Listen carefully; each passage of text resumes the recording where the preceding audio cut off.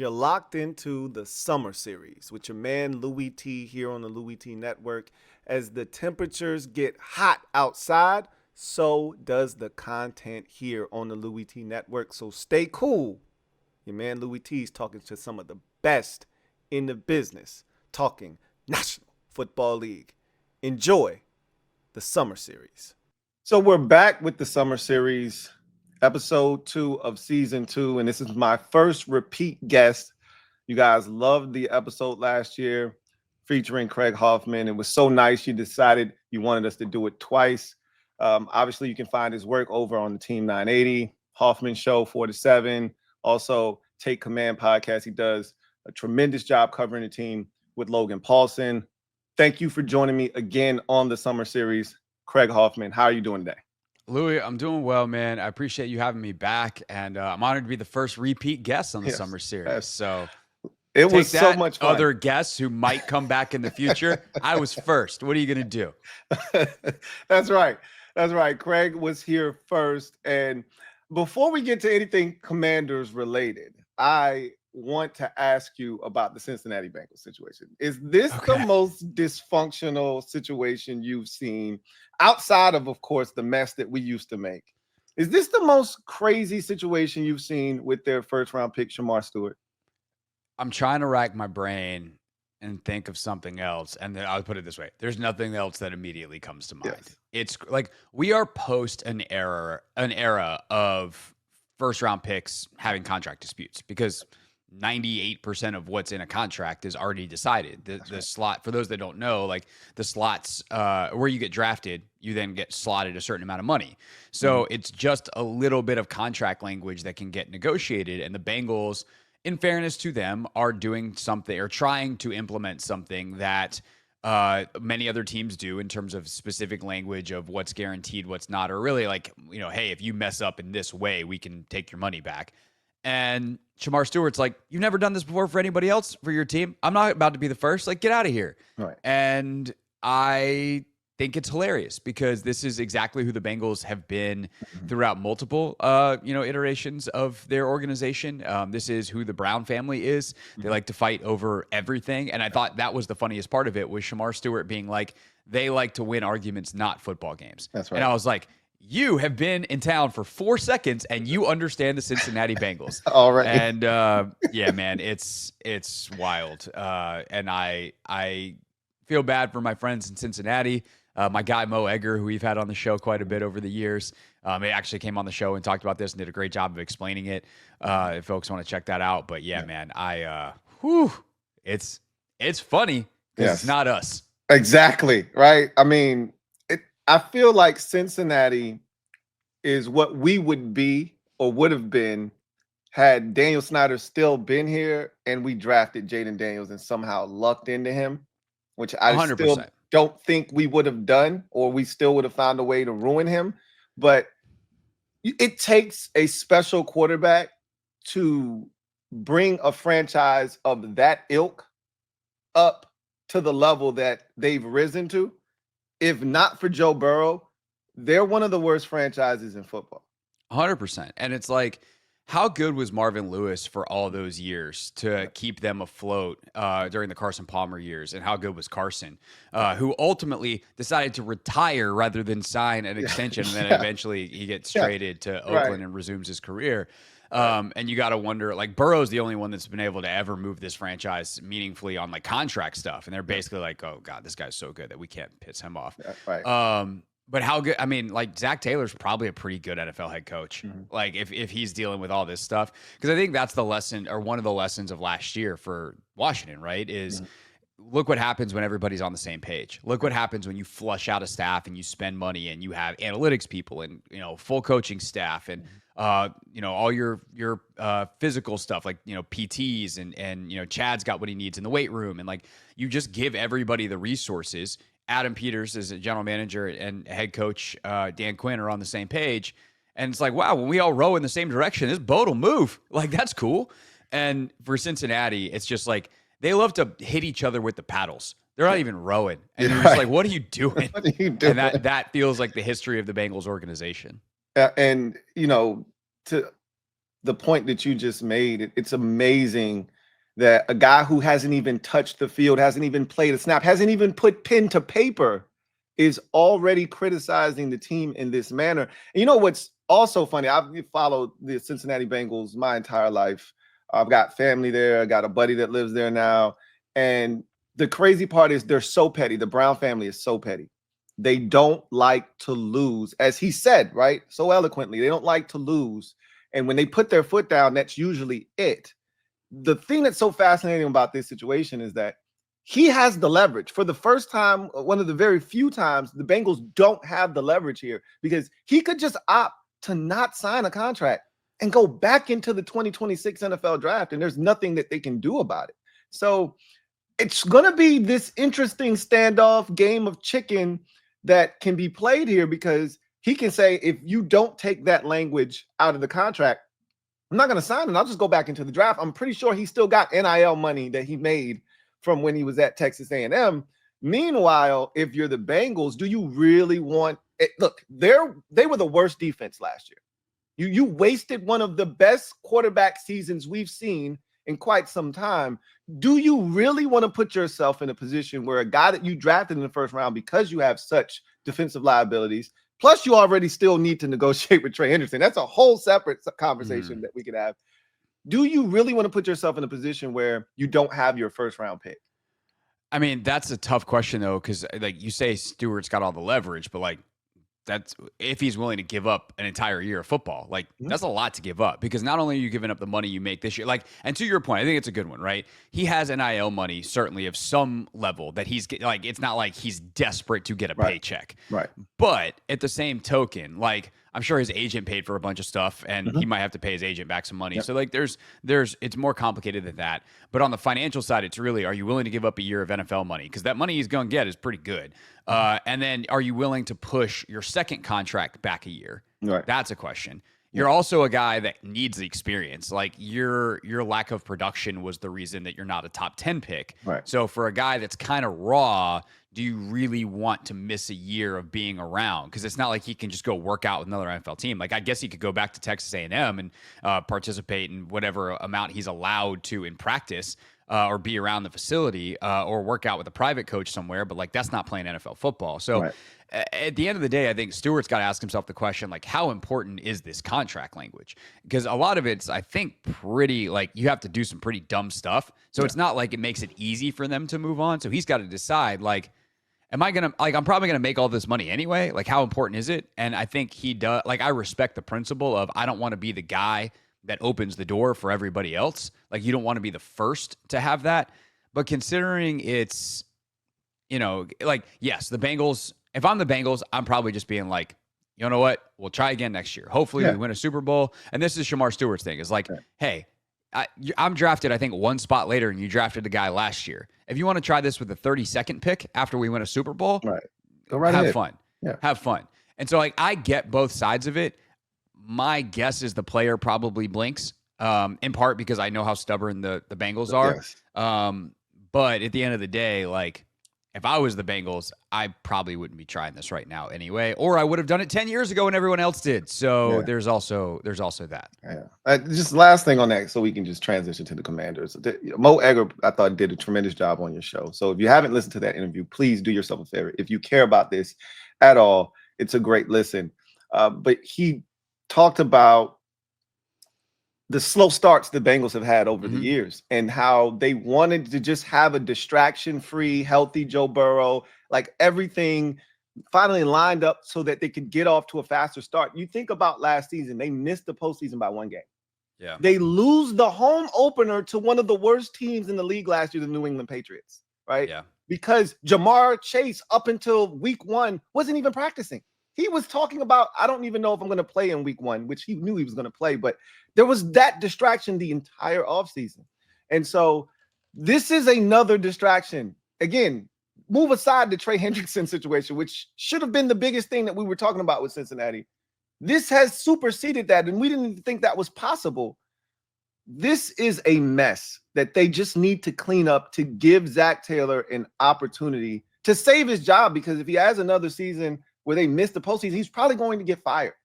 And that's crazy. Yeah, it is. And, it's funny because, like, Jamar obviously wound up being just fine. Yeah, sure, he started a little slow Yeah. in the first 2 weeks of the season. I just pulled it up real quick. Like, he had 62 and 35 yards in the first 2 games of the season Then we came against to town. Week New 3. England.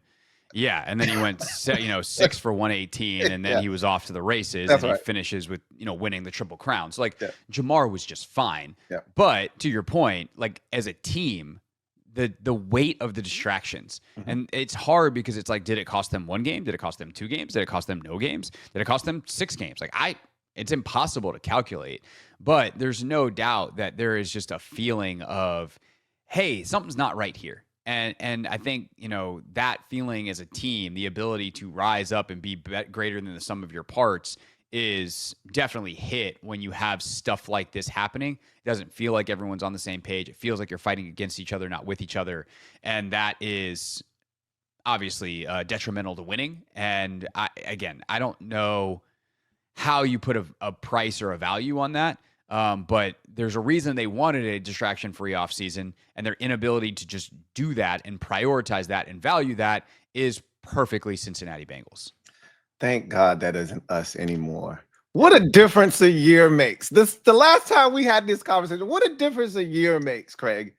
We are in such a different position than we were a year ago. There was so much uncertainty last year. We were just hoping for, I think both of us agreed that if we could come away from the 2024 season just saying, hey, we found our guy, then it was a positive season and you were feeling good moving forward. I think we've passed that stage now. Last year was so surreal. It was so incredible on so many levels. But I have to ask you, I'm going to ask every single person that I talked to on the summer series that has anything to do with the Commanders. What was the most surprising thing about last season? I think you have to say how good Jayden was. And I don't mean that to say I thought he was going to be bad, but like the dude had the best rookie season in the history of the league. Ever. Like I felt pretty good all summer, and now I sound like a smug jerk because I was like, hey guys, like, can we chill on the CJ Stroud 2.0 thing? Because Right. what are the odds we're going to get the best rookie season from a quarterback ever 2 years in a row? Yeah. Statistically, they're not very good. That those aren't good odds. And I was not like, hey, I think Jayden's going to be bad. I think he's going to stink. I think he's going to be a bust. It's just like the chances that he's really good this year are not very high based off nothing but the odds. And then he was awesome. Like, he was so good, and the things he was able to do in college, he did in the NFL, and then things that he wasn't able to do in college, he did in the NFL, and that's not supposed to happen. And so while you could say there's other things, and I'll be curious to hear the other folks that you have on in the summer series, like what their answers are to that, I think we're kidding ourselves. Like we got too comfortable with how good he is. If we don't take a step back and say the most surprising thing was Jayden Daniels was the 5th best quarterback in the NFL as a rookie. Yeah. As a rookie, that's not supposed to happen. And so anything else with how the defense was able to coalesce enough throughout the year, or Terry breaking the touchdown record or whatever, like a lot of that stuff stems from Jayden anyway. He so clearly was the biggest driver of winning. And so I think you have to say Jayden, even if you thought he was going to be good, you were making a bold prediction for the sake of making it if you thought he was going to be that good. And like, credit to you, but like there's no intellect in that. You were guessing. Right. I was merely playing the odds. And in that way, I was guessing too. But holy crap, that kid was amazing. Was he ever? When did you know? When was the moment that you said, oh my God, they got one? I mean, in training camp, I definitely saw signs where I'm like, this is really good. Like, he's not frazzled by anything. He's not sped up. Like, this is good. But I also, I remember talking to Logan about this and talking to, everybody else, basically being like, is this kid really this good, or is like the defense going to be bad? Like, you don't know in training camp, because a couple of years ago there was a year, I can't remember which one it was. It might have been 21. It might have been 23 actually, where I'm like, oh no, this offense looks all right. Like, Howell's, I might have been 23 with Howell. We're like, Howell's got a little something to him. And then it's like, oh, the defense is terrible. That's why Howell was good in training camp. And then the team stinks, and lo and behold, you get Jayden. So it worked out in the end, I guess, if you're not Ron Rivera. But like, that's the hard part, is like, what do we make of this? in the regular season, first week, Tampa, whatever, week 2, New York, there's some stuff there that's nice, but they can't finish. And then the Cincinnati game happens, and okay, I've seen enough. This kid is the stones he has to make the throw to Terry, the playmaking ability, the decision makings and that was the thing too, Louie, is he got better week over week, and it got to a point pretty quickly where you're like, okay, this is an area where he can improve. Next, SpongeBob meme here. 1 week later. 1 week later. Yeah, that was pretty good. Oh, wow, he did the thing that we said last week, or that, Dan Quinn said at the podium, or Cliff Kingsbury said at the podium last week. We're trying to get him to throw a little bit more when he's on the move. Okay, cool. Insert Browns game. A couple bad plays to start, a third down in forever, and he gets out on the right edge and chucks a ball 60 yards in the air to Terry. And when I said earlier, there's stuff that he did in college that he didn't do in college that he did do in the pros. Some of that is from the pocket, throwing over the middle of the field at a higher rate, at a better, efficiency than he did. But also, I remember this crazy stat. He hadn't thrown a completion 50 air yards plus in college, which is crazy considering who he had as receivers and how good of a deep ball thrower he was. But he just, for whatever reason, didn't need to throw 150 plus air yards. I think he had 2 in the first 7 weeks last year, where he's throwing these balls in the air forever, and you're like, oh my God, plus he can do that? And so I think that is, the Cincinnati game is the moment. I remember starting my show on that Monday being like, that's the moment the star was born. That's right. And it was a coming out party. But there were signs, to say it that way. There were signs going all the way back, frankly, into the spring, nevertheless, training camp, that you're like, he's different. I like this. Yeah. I mean, they were lauding and praising him in the spring after he was drafted, and you just thought it was coach speak. They're trying to hype him up. They didn't give him the job and all that stuff, but to see what it ultimately manifested itself into, going all the way back, you see that all of that was legit, right? And it was definitely the Cincinnati game, without question. That's poor the Bengals night. are just taking a beating in this episode, by the way. I mean, they deserve it, but that one was the night. Because I remember turning on the television that night, and Troy Aikman essentially spent the whole, preview of the game heading into the kickoff talking about how this was going to be the Bengals coming out party, right? They started 0-2. Burrow has been off to a slow start, but they're getting T. Higgins back tonight, and I expect Joe Burrow to really – and we were historically bad on third downs going into that game. We were awful.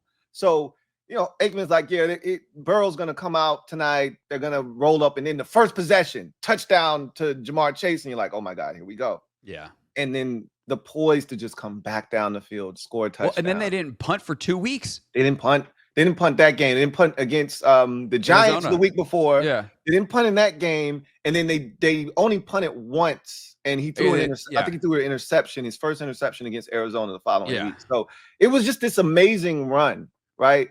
And when you get through the entire season, the totality of it, you kind of alluded to this, but I want to make sure we're on the same page here. So to me, the NFL has a fist, right? A hand of quarterbacks. And on that hand are your top fives. I call them one of them ones. So those guys that are just elite, and they're the separation, clear delineation between where they are and the rest of the league at quarterback. There are 4 guys. You put them in whatever order you want, but they're on this hand. Without question, right? Yep. Burrow, Jackson, Mahomes, Allen, right? Yep. You can't take those 4 guys out. The thumb is the thing that's always been cycling in and out, right? After Stafford won the Super Bowl in 21, he was the thumb, right? And probably was for maybe a year or 2. Then you could argue maybe Justin Herbert's the thumb. And then you could argue, well, maybe it's this guy or that guy. Is Jayden Daniels the thumb of that NFL fist now?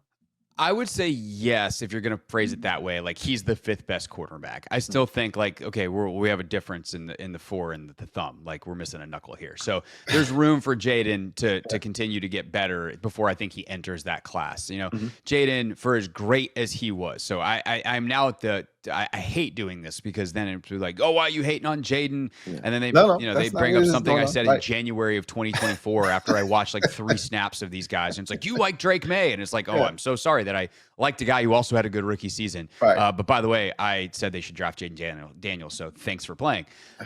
So all those silly caveats aside, right?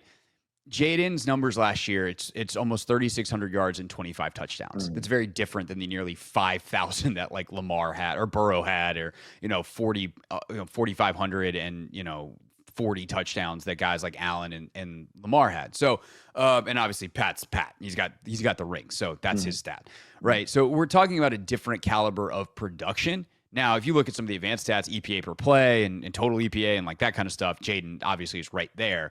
And a lot of that's the amount that he picked up scrambling. But I think that's kind of the next step for him. And Logan and I actually talked about this yesterday on Take Command. So if people want like the 24-minute version of this answer, then check out that show. Yeah. But the hopefully 1-minute version of it is if he can get a little bit better support, guys like Tunsil coming in, etc. Combine that with a year of growth, a little bit better pocket movement, and then attacking that 12, taking that extra time that the new O-line gives, plus the ability to maneuver a little bit within the pocket without escaping the pocket, and attack that 12 to 18-yard area of the field over the middle of the field, that kind of big boy NFL quarterbacking that a lot of analysts are, I think, overly obsessed with, but like is really important. That's when he gets into that tier. Is like, okay, you're already, with what you can do right now, the 5th best quarterback in the league. And by the way, the best quarterback in the NFC, because all 4 of them dudes are in the other conference. That's right. That's amazing. If you want to make it a big 5, there's another step to take. The fact that it's probably only one step and you're in your 2nd year, that's incredibly impressive and unprecedented and not normal.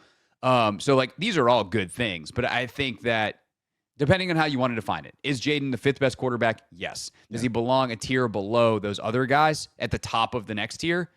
I would say also yes. But there's a very good chance that by the end of the year, we feel differently. He's just got to do it first. Like, that's not me predicting that he won't do it. It's just saying we have to let the time elapse. And then, and these things are not inevitable, as we saw with Stroud last year. Like, there could be, whether it's circumstantial or his own regression. Like, we could see something different this year. I wouldn't predict it based off who he is, how he works, but we have to see it first before because those other guys have already done it and have earned that right to be a step ahead. Yeah. I think for us Jayden stands out there that he can do no wrong in our eyes. We bring up the fact that he missed pretty much a whole game against Carolina, right? He didn't play in the 4th quarter against Cleveland. And we had, several games in control, Tennessee and Arizona, where he didn't have to throw the football. Also bonked out against Dallas and barely played in that game. Exactly. So he very easily, you're right. He could have easily been at 4,000, but he wasn't. So like that's the thing. Eventually there's got to be a do it element. Yep, for sure. And so I know we've been hammering the Jayden Daniels point, but why not, right? I mean, this is the reason we're having this conversation about the team doing something they hadn't done since 1991, which is win 12 games, right? Hadn't won more than 10 games since 1991 and hadn't been to the NFC Championship game, right? So many firsts last season. Hadn't won a playoff game since 2005. Hadn't won 2 playoff games since 1991. Had never won 2 road playoff games ever in franchise history in the same postseason, which is insane to think about. But when you think about how dominant the teams of the past were, it never had to be on the road that often in the postseason. But I call this offseason the Jayden Daniels effect, because so much has transpired and happened to this franchise that just hasn't happened in the last 30 plus years. For instance, 8 standalone games, right? When's the last time the Commanders have been in demand in that capacity? There are only 3 teams that have 8 standalone games. The other 2 are Kansas City and Dallas, right? And so, which, by the way, Dallas. I was going to say, I know what you're going to say. They don't belong there, but okay. We don't need to waste time on it. Right. We don't need to waste time. It's amazing that they still continue to do this and force Dallas down our throats, but it's another conversation for another day. And so you got the 8 standalone games. I think you would be remiss if you thought that the NFL draft coming to Washington didn't have something to do with just the success of last year and the momentum that this team and organization is building. So you're getting the draft in 2027. The stadium, look, there are so many moving parts there. I give more of that credit to Josh Harris and their group for really pushing that ball forward. However, the success of last year sped those talks up, I believe. Right? It changed the politics. Absolutely, right? So you've got that.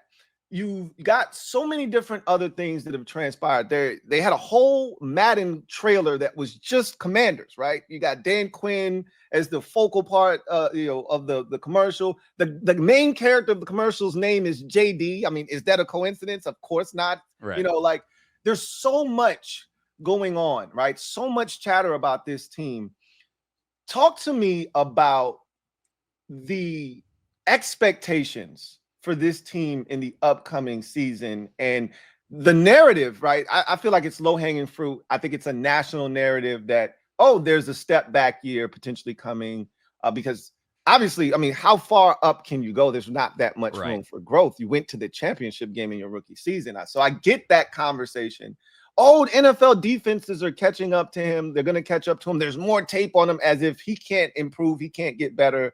Right. And, DQ and Cliff have said, we still haven't shown you the entire playbook.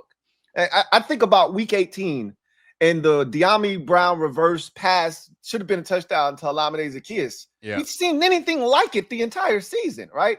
So you still think about there's layers to this playbook that we haven't seen yet. There's this notion that, defense is going to catch up. We're running more no huddle than anyone else in the NFL by a mile. Mm-hmm. And I don't think that's something you can just adjust to because you don't see it every week. And so what are the expectations you have for this team coming up this season? Yeah, there's a lot you mentioned there that I think is important. I'll just quickly say we talked about the no huddle as part of the 24-minute version of the last answer. We also talked about the no huddle stuff. So I thought that was enlightening. And the biggest takeaway for me talking about it with Logan was that the biggest problem for defenses was, yes, the no huddle like simplifies what your calls are and whatever, but Jayden being awesome is the reason it works. Yeah. Like if you go no huddle, if you go tempo, and by the way, they're smart with how they use it, right? They don't just immediately go tempo. They don't want to go 3 and out quickly. They make sure they get the first down. Like they can also access a crazy amount of the playbook. So they're kind of their whole offense is there. And sometimes it's no huddle, but not hurry up, right? So it's just limiting the substitutions of the defense. That's right. But they'll still run the clock, the play clock down and the game clock and give their defense the requisite rest and all those kinds of things. But none of that works if Jayden can't handle it. That's right. And mentally he can handle it. Physically he can handle it. And they have come up with a system of communication that sets that up to succeed. So I think the no huddle piece is really important. The expectations thing is hilarious to me. This is the most confusing national narrative I've ever heard about a team because I simultaneously hear all the time how they're going to regress, how they're going to step back. Sophomore slump could be coming. They didn't do enough to address this, that, or the other thing. And by the way, they're going to win 10 or 11 games and finish second in the NFC behind Philadelphia. Yeah. Huh? Right. Like people need to make up their mind on what this team is. Cause like everyone's like, oh, they didn't do enough. And I'm like, enough for what? You're still picking them to be good. Right. And the folks in the desert's credit, like Vegas, I think has them at what, like 8.5, a lot of the win totals. So like Vegas is like, no, you'll take a real step back with the schedule and whatever else, statistical regression. I know 48 wrote a piece about that in the Post yesterday about how some of the things that they thrived on last year are statistics that kind of tend to vary with a crazy amount. Now, I think the counter to that is they're hoping to improve on some of the other statistics that they kind of had to overcome with that variance, right? Like to be better on first and second down because third down variance tends to be really high. I also think that some of their situational excellence wasn't as variable as other teams in the past because they practice that stuff at a higher rate. So some of that was really intentional and they can continue to do that. So I think there's a lot of things that can carry over, which leads to the ultimate answer to your question. Like, what are my expectations as opposed to everyone else's? I expect them to compete again. Like, just like I expected them last year to compete, and I thought they were going to come up on the wrong end of it just short in a lot of situations because of how young they were, because of how new they were, et cetera, where it's like, they'll probably win like 6 or 7 games, but they'll be competitive in most weeks.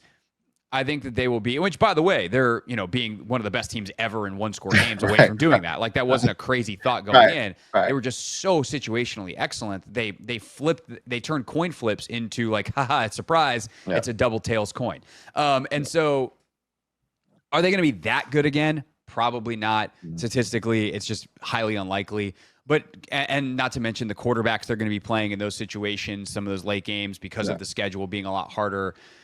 I tend to think they're probably a 10 to 11 win team. Yep. I think that defensively, the beef they added up front. I know Kime wrote about this week. This is stuff that we've been talking about. It's funny because like Logan and I talk about all this stuff, and then a writer writes on it. I'm like, yeah, that thing. That's right. Because I mean, and sometimes like we do plenty of talking based off other people's writing. So that's not to say like no one has a regional idea. It's just like it's May, it's June, it's soon to be July. There's only so much to talk about. That's right. But Kime had some great numbers in there about just how bad they were against the run against specifically Philadelphia last year. Yeah. And so if what they did on the defensive line is enough to make them better on first and second down, some of the other questions people have about the secondary and the pass rush become, I would say, less important because they're going to be less leveraged. It's a lot easier to play coverage and get after the passer in 3rd and 8 than it is 3rd and 3 because now all of a sudden you still have to play the run on 3rd and 3. So there's a bunch of stuff there where like they attacked, I think, the right stuff, offensive and defensive line. And that's going to have a trickle-down effect on the rest of the team that will make it, I think, more sustainable week over week, require less of the high variance stuff to go your way, 3rd and 4th down conversions, et cetera. Right. And so if they can do that and they execute on that, again, I think 10, 11 wins. I think they're competitive every week. And I think if Jayden continues to improve and gets hot, and then you know a couple of guys that are question marks play really well, especially a Marshawn Lattimore, let's say, then this is a Super Bowl contender. If not, then they're probably somewhere in the range they are last year, distinctly like good, but distinctly behind Philadelphia.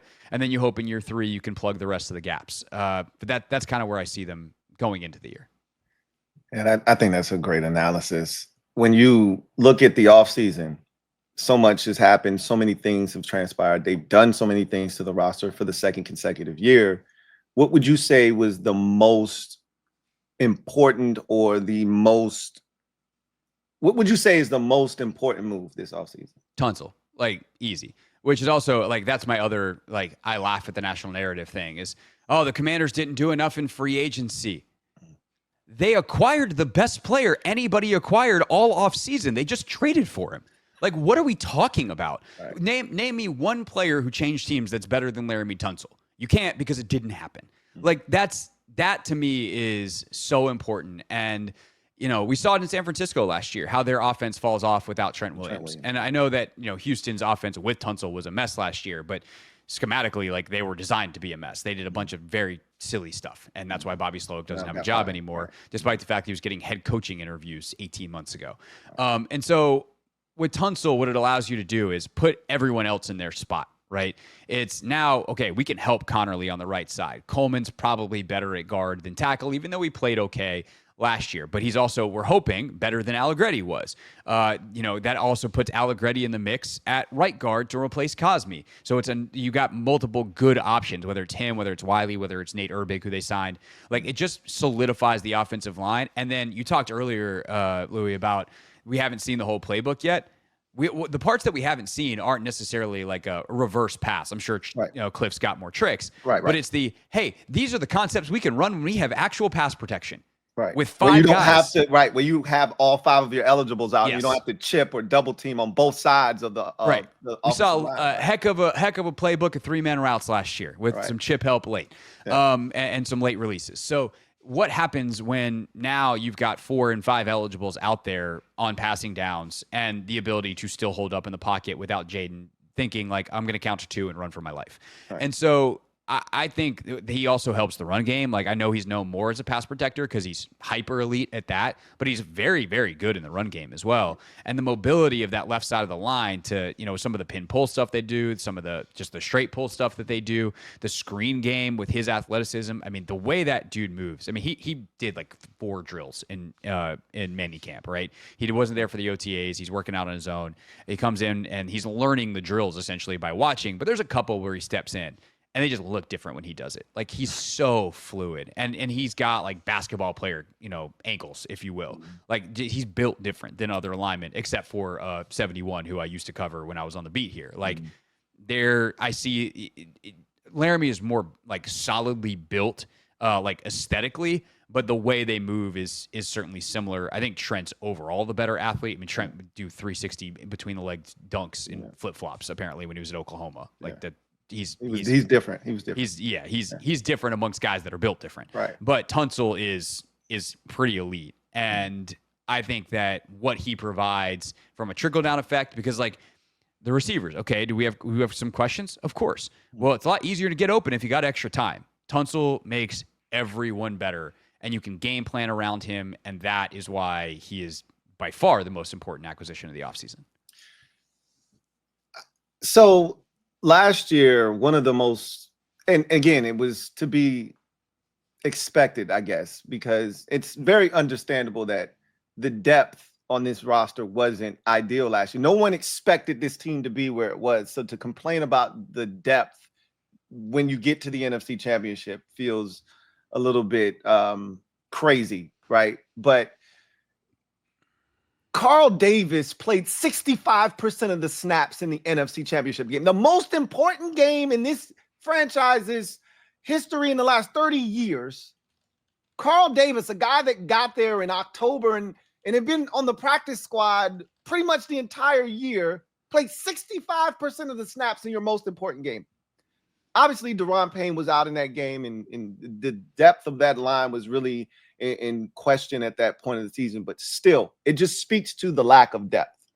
Do you think that this offseason, the moves that have been made to the secondary, the defensive line, the offensive line, as you just mentioned, do you think those moves in totality have given them the type of depth that can allow them to compete at a high level? Defensive and offensive line, yes. Secondary, I have questions. So let's do the lines first, and then we can go to secondary. Defensive line-wise, there's going to be a good football player who gets cut from this roster unless someone gets hurt. Like, I think they have 11 dudes who are NFL football players. Yep. Not great NFL football players. Some of them might even be slightly below average. But, like, if your 10th guy that you keep is slightly below average or needs to be a specialty player, like Jacob Martin, right, is kind of the guy I have in mind here. Yep.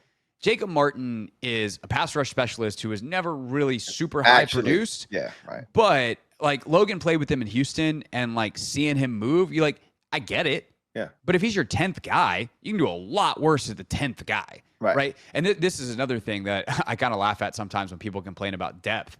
Depending on how severe injuries are, it's like you don't get 78 starters on your team. Right. Like, you don't get 53 starters on your team. That would make more sense because there's only 53 on the roster. Right. You don't get 53 starting caliber players. The salary cap doesn't afford that. And that amount of players doesn't exist in the world. Like, there's not enough good starting corners to go around in the league, nevertheless, to fill your own team.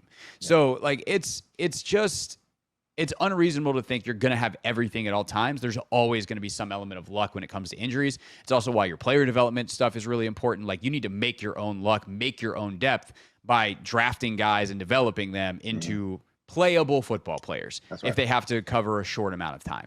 Yeah. But on the defensive line, like, Kinlaw's a good NFL player, Payne's a good NFL player, Newton's a good NFL player, Dietrich Wise is a good NFL player, like, Dorrance Armstrong's a good NFL player. All the way down, you've got, I would say, like, Cleveland Ferrell as a starter, probably overexposed. Yeah. Cleveland Ferrell playing very specific role, a certain number of snaps. Good. We're good with that. Like, he's an NFL player that is above average as like a third or a fourth defensive end. That's right. We can take that. Yeah. And so I think they did a good job. I think offensive line wise, we talked about it earlier with Tunsil, Wiley, Connerly, and Trent Scott at tackles. Like, if Trent Scott's your fourth tackle, we're doing okay. And he proved last year he's actually pretty decent at guard. Yeah. You know, and so if Wiley goes from, like, he's an average starter, like probably below average in pass pro, above average as a run blocker. If he's an average to slightly below average, like, it was so funny because people be like, he's the worst tackle in the league. And I'm like, I don't know. PFF's ranked him 32nd, like, out of all tackles, so 64 left and right. Like, he was 32nd like 3 years in a row. I'm like, he is the epitome of average. It's just that, like, you see him get turnstiled as a pass protector, and it's like, yeah, that's the part that's dragging down the run game stuff that's really good. But if he becomes your swing tackle, like, we're good there. That's a good thing. And he's actually played pretty well at guard in his career. So we'll see what happens at that right guard spot. But Urbig is a guy that's played really good football too. On down the list. Allegretti becoming a swing interior guy. Again, like, below average starter by a little bit, really above average backup, and a guy who's got center experience as well as both left and right guard. Yeah. So, long story short, like, I think along the lines, they're pretty set. And in fact, you're probably going to cut and hopefully be able to keep on practice squad some pretty, like, solid NFL football players. Secondary scares the bejesus out of me. That's the one where I'm like, oh buddy, specifically at safety. Safety. Corner, you don't really know. You don't really know. Corner, it's volatile, right? Like if Lattimore's fine, then like they're good. Right. I think Sainer, but also Sainer still, what is he as a nickel? Like I think he's going to be really good. I would bet on Mikey 8 days out of the week, but like Mikey hasn't played a ton of nickel, and when he did play a little bit last year, it was very good early in the season. Yeah, it was early in his career, so of course he wasn't very good. Right. And then we're counting on a rookie and Trey Amos. Like that's 3 dudes who are highly volatile based off of their experience at the most volatile position in the sport. That's scary. That said, Jonathan Jones, love him as a 4th corner. Like he's a borderline starting caliber player. And so having him as a 4th guy that can play inside or outside, hopefully inside if he's needed. Right. He's better inside. That's a possibility. But I think the depth there is like, let's say Lattimore totally is like he's just cooked. He's done. I think you just boot Mikey outside, put Jones inside, and then just figure out how to put Lattimore on IR with a hamstring. So like they can figure that out. Hopefully they don't have to because hopefully Lattimore is good. Right. Safety position. Quan's good. Quan's a really good football player. Will Harris, I like way more than I should. Like I watched the New Orleans tape and I'm like, why did this guy sign for like $5 million? Yeah. He's good.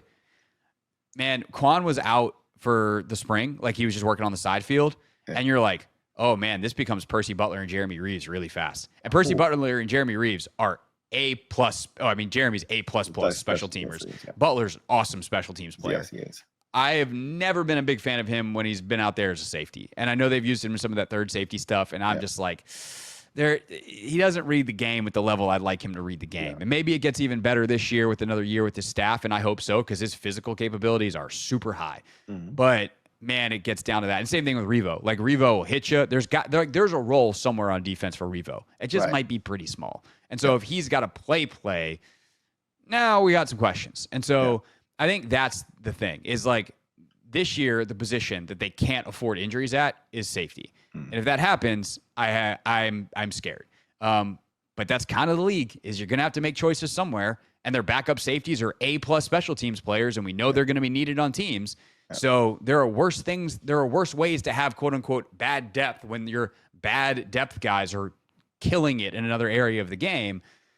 But it's not as deep with like high quality football players as the O-line and D-line are.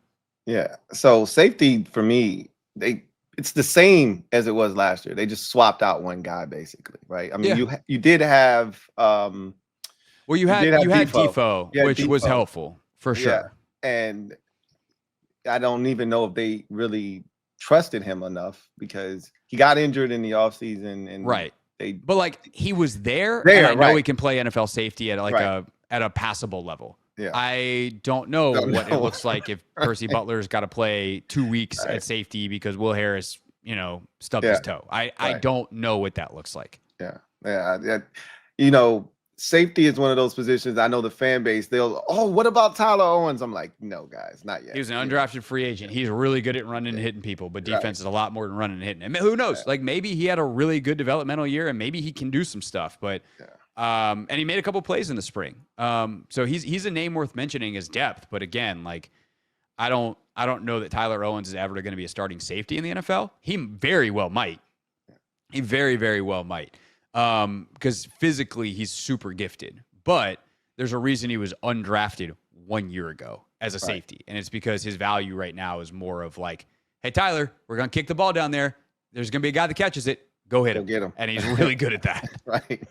So we talked about this earlier, but one of the things I think a lot of people in the fan base and outside of it are having trouble doing is defining what a successful season for the Commanders looks like. When you do what they did last year in year one of a program, it is so hard to meet the level of expectation because we're talking Super Bowl now. For us as fans, it feels like, okay, you've got an opportunity. You got one of them ones at quarterback. You've upgraded. Like anybody that says this roster isn't better than it was last year is fooling themselves. This roster is way better than it was a season ago. The schedule is tougher. The expectations are different. As you mentioned, you're not going to win. Like the Lions game last year was the first one that we didn't win on the very last snap for like a month and a half. right? Like Yeah. you go from the Titans game pre-bye. After that bye, it was New Orleans, it was Philadelphia, it was Atlanta, it was Dallas, it was Tampa. All of those games, all 5 of them, last second walk-off victories. So it's hard to duplicate that. So what defines success for the Commanders in your mind?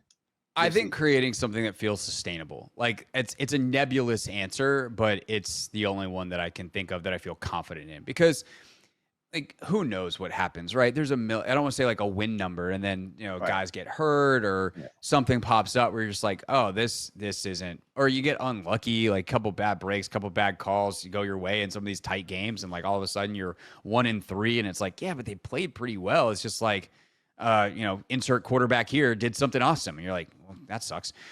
So I think the thing is, like, do you play in a way that you feel really good about in the long term, being sustainable? And so it's being more efficient on first and second down. It's like doing the things that you can count on year over year, that you keep the identity that you established last year, right? Do you continue to hit at the high level? Do you continue to be good situationally? And the thing is, if they do those things, they're probably going to win a lot of games, unless there's injuries, in which case, like, there's a talent level gap.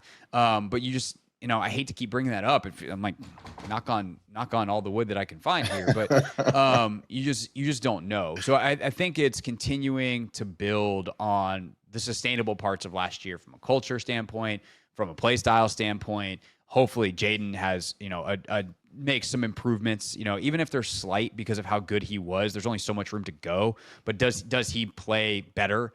And do some of the do the young players get better, right? Does Mikey have a good year? Does Connerly continue to develop as the year goes? Because in so many ways, these first 2 years are borrowed time, because we didn't expect them to be good until year 3 when Adam got 3 draft classes in here. And the first draft class had a couple of years to like become good NFL players that you do by 3 years into it. So I think that's the thing. Those are the things that I'm looking for, is like the continued development of pieces that will be here in the long term, sustainable play style. And if they do those things, then let's mess around in November, December and find out just how many wins they've gotten. I think Super Bowl is certainly on the table. Like, that's on the high range of outcomes. And so what the low range is, I mean, if they do that stuff, they should win 10, 11 games.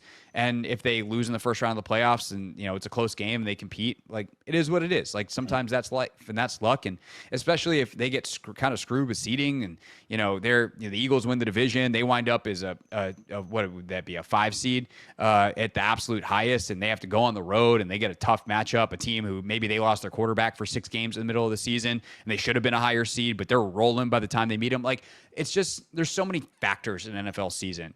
But I think realistically, with what the talent is, who the quarterback is, what the coaching staff is, they should, barring silly, stupid luck, make the playoffs and be competitive in the playoffs next year. There, I gave a traditional answer by the end. But you're not wrong in that assessment. You basically described Minnesota from last year, right? I think so many people look at CJ Stroud having a step back year last year. And I'm like, he did the exact same thing. It didn't look as flashy, but they won the division again. They won a home playoff game. Right. But I think that's like a counterexample, though, because like I actually don't think they were as good last year as they were 2 years ago. But like the circumstances around them were so bad that the result is the exactly. same. Exactly. Yeah. He had so many injuries. They were rolling before all of the injuries took effect, before Diggs got hurt. Before, I mean, Tank, Nico, like all Nico, their dudes all of them. I mean, he was throwing to guys you've never heard of at one point. And the offensive line was abysmal last season. Noah Brown's here catching Hail Marys, being like, "Hey, you guys cut me." Right, exactly. You can use me now, right? Whoopsies. So, I mean, and despite all of that, they still won 10 games. They still won the division. I know it's not a great division. I'm aware of that, but they still went to the playoffs. They still won a playoff game. And they went to Kansas City and gave them everything they could ask for. And you could argue there were some calls in there that may have swayed that game in a direction. So it's going to be fascinating to see how everything unfolds this upcoming season. Give me a name. I'm going to let you go on this one. Give me a name to watch in training camp this upcoming summer. Ooh, that's a great question. Like, you looking for a young guy? You looking for anybody? Because like I saw you and Logan talking about Chris Moore. I've written him off. right? Like, okay, he's not going to make the team. But like you guys said, and you just don't know, right? We don't know what's going on with Noah Brown, and we don't know what's going to happen with Michael Gallup, as you said on the show. So give me a name. Moore's going to make plays. He's a 10-year vet. He should make plays. He's going to be going against third stringers, but is he going to actually make the team? Basically. Yeah, like we have a lot of fun with Logan. I mean, I love working with Logan for a million reasons. One of them is he has no problem making fun of who he was as a player. Like he's like, I was a third tight end, and at the time they're playing 4 preseason games, and we always joke that he was the 4th preseason game all-star because like someone had to play, and by the time he was like 3 years into his career, he was so much better than the other dudes that were out there. But he kind of had to be out there because someone had to play tight end. That's right. And like Chris Moore's kind of that, but at wide receiver. So he's a guy for sure that is interesting to watch depending on what happens with like the Gallups of the world. And like frankly, like can he compete with Gallup? Like maybe. I don't know what Gallup is at this point in his career. He didn't play last year. I know he's hurt. That's not great. Best ability is availability. So, I mean, I really enjoy watching Will Harris. Like I mentioned him earlier, safety, free agent signing. Where's number 3? So if you're out there at camp this summer, watching him roll around is pretty fun. I think the other guy here's one, Jordan McGee. They're really high on him. Like every reporter, Kime, Standig, Nikki, name them. They all talk to people, and they all are like, yeah, they really like Jordan McGee. And from a role standpoint, what is he? From a development standpoint, what is he? Obviously, he was doing some stuff nice in training camp last year. Then he got hurt and he was gone. So can he stay healthy? But I think McGee's a guy that from the ability, Kime wrote about this in his piece on ESPN.com this week on the run stopping stuff. Can he get in some 3 linebacker packages to give them some options against heavier personnel? Mm-hmm. Does he show a pass coverage acumen that maybe allows Bobby Wagner to occasionally come off the field on a third down for a guy that's got a little bit more range at this point in their respective careers? And then also, can he play kind of what Frankie did last year as a pass rusher? I know that was a talk last year of like, can this guy also occasionally line up on the edge? And so is that another area in this hunt for pass rush juice that every Commanders fan is on? Is one of the potential answers Jordan McGee? I don't know. I would like to know. That's something I'll watch in training camp, and now everyone else can too.